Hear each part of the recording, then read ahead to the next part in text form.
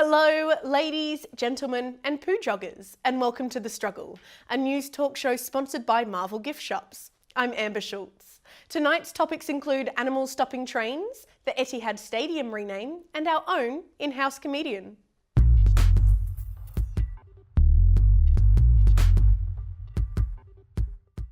Brisbane has been making headlines for something other than King Hits. Unfortunately for Brisbane, this news is just as bad. Brisbane's infamous poo jogger has been caught turd-handed, with neighbours catching the shit stirrer in the act. The crappy criminal, who has since been arrested, shat on an apartment building in Brisbane multiple times in a week in the early hours of the morning, in a solo game of battle shits. Locals say the unlawful log layer dropped deuces like clockwork, a fact that angered elderly residents more than the presence of the shits themselves. The classy campaigner is estimated to have committed the act roughly 30 times in the past 12 months, giving the neighbours the shits. Neighbours banded together and set up a night vision camera to try and catch the culprit in what's being called Operation Skidmark. When this proved unproductive, one neighbour sat outside to catch the turd terroriser in the act. When the flash from his camera fired, the crooked crapper had the audacity to say hello. If only we were all so relaxed. The dung dropper has gone to great lengths to ensure his defecation was delightful. He even brought his own bog roll.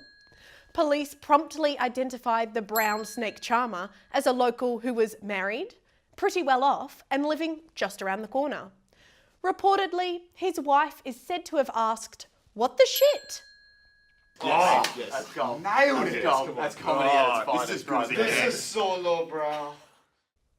It's finally happened. The owners of what was formerly known as Etihad Stadium have gone off the deep end with yet another goddamn name change. The Etihad Stadium will be renamed Marvel Stadium thanks to a new partnership with Disney, giving 14-year-old boys boners across the state. The venue will continue to host AFL games, thank God, with the addition of a Marvel store, because nothing says "Go the Tigers" like a Groot ceramic mug. The CEO of Melbourne Stadiums Limited, Michael Green, said the company plans to bring Marvel characters to life. If so, dibs on Thor. Girl, look at that body. Girl, look at that body. Girl, look at that body. I work out. The naming rights means that no matter how repetitive the next 15 Iron Man movies are, Carlton versus Gold Coast will always be the worst entertainment available under the Marvel name. As part of the deal, the Western Bulldogs have also recruited Ant-Man as a Category B rookie.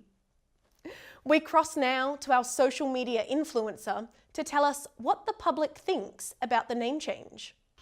Yes, babe, I'm back again, and I'm here to shed some light on some needed public opinions. Oh, IMO, the name change is totally crass, and Disney is such a brand peddler. Like, who even does that shit?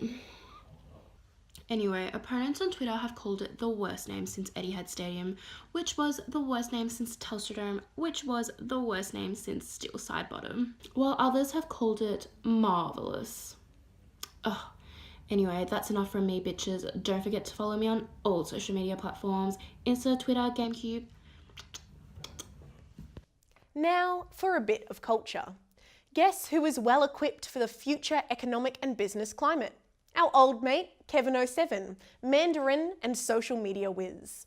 So much so that he used his language skills to criticise Prime Minister Malcolm Turnbull on popular Chinese social media site Weibo.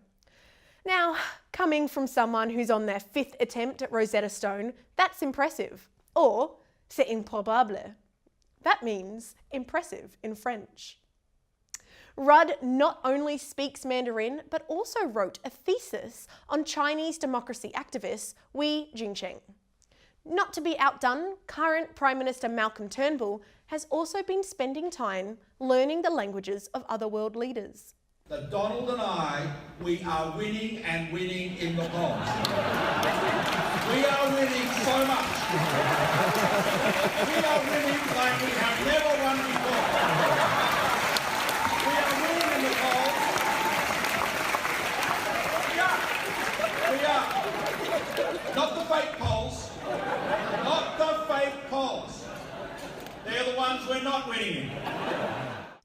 French President Macron has also been broadening his linguistic horizons with one minor slip-up. Thank you and your delicious wife for your warm welcome. Still better than Trump calling Ivanka voluptuous. Speaking of politicians who should stop dyeing their hair, Pauline Hanson is back in the news, as it was discovered that she is the leader of the One Nation Party for life. Hanson will now be able to pick her successor, and the fiery redhead has no term limits. I wonder what other politicians are also leaders of their party for life. She's certainly in good company. Although, given the latest election results in Western Australia for One Nation, it's similar to being named captain of the Titanic for life. Hanson attempted to mend her tattered popularity back in March by producing an unpopular book and launching it with unpopular man Tony Abbott. We searched for footage of the two together and found this. Pauline Hanson's novel is titled In Her Own Words, where she, in her own words, implied that she had walked the same path as Nelson Mandela, referring to the 11 weeks she spent in jail for alleged election fraud. Please explain. Mandela, of course, spent 28 years in jail for standing against apartheid in South Africa. To put this in context for us millennials, 11 weeks is about the length of an average university semester, while 28 years is roughly how long the average lecturer takes to reply to an email. Speaking of long delays, new reports from Metro Trains have claimed that the last train you waited 35 minutes for might just have been delayed by one of Melbourne's many critters and creatures. The report details that there were 66 instances of animals causing disruptions to Melbourne's train network last year, including 35 by curious canines and 18 by conniving kangaroos. And what ants lack in size, strength, intelligence, and overall relevance, they make up for in numbers, managing to delay the procession of one of Melbourne's trains. And there's your next original excuse for being late to work. You're welcome. Now, as a treat for our final episode of the season, we'd like to introduce our in-house comedian, Shive Prema. Hey, my name's Shive. I know it's a tricky name, but an easy way to remember it is you can't spell it without HIV. Of that, I am positive. It's great to be on The Struggle. I get a bit nervous doing gigs at uni because I think students are way too politically correct. Like the other week, I did a set at Melbourne Uni and I was telling jokes about my experiences as an Indian man. You know, like asking random girls to send bobs and vagine, the usual. And they laughed, but it was a nervous laugh, like, ha, is it racist if we laugh at this? No, it's not racist because I'm making the joke. But if some of you were to come up here and say, thank you, come again, well, then we'd have a problem. Apu from The Simpsons has been controversial lately because people think the character is racist. And honestly, I was shocked by this. I thought, what the hell? The Simpsons is still going and people are watching it? Anyway, man, I'm so sick of working at 7-Eleven. So I've been doing a lot of internships. Internships are like friends with benefits because you start off having fun with no commitment, but then you get attached and then she breaks your heart. The lines between internships and my sex life are really starting to blur. Like recently, after I hooked up with a girl, I said, look, I really enjoyed my time with you and I've learned a lot. Do you have any openings I can fill? She said, no, you were inconsistent, you failed to impress, and most importantly, you never came on time. It's like, damn, can I at least get a reference? I'm kidding, guys, I don't have a sex life. Apparently, millennials are having less sex than previous generations, according to this huge study, which is nice because it sort of validates my shitty sex life in a way. I think it's really funny that they spent thousands of dollars on this study when they could have just asked me, Shive, are you smashing? Mate, the only thing I'm smashing is avocados. Yeah, my flatmates are really angry at me because all of our avocados have holes in them. It's an expensive habit. I think the reason I've had to resort to smashing avocados is because I'm on Tinder too much. A lot of people don't like Tinder because they say it hurts their self-esteem.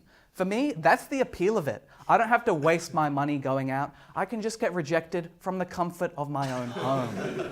Tinder is actually like the Uber Eats of rejection. I've been reflecting on my old messages actually, and just to see where I've been going wrong, and I think send Bobs and Vagine, it's asking a bit too much, so now I'm just gonna say send Titty. Yeah, I've got a good feeling about this one. My name's Shive Prema, thank you, and come again.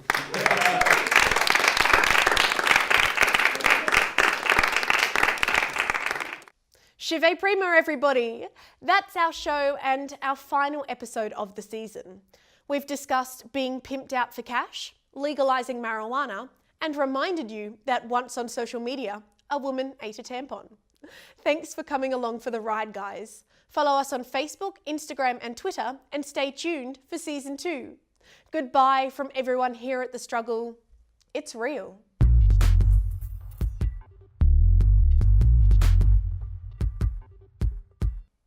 And cut. That's the episode, guys. Great, thanks. Good job, everybody. Oh, let's go get a beer, yeah? Season 1. Yeah, Season 1 done. Good show, guys. Season 1 rap. Let's get a beer. Season 1 rap. As well. Yeah, man.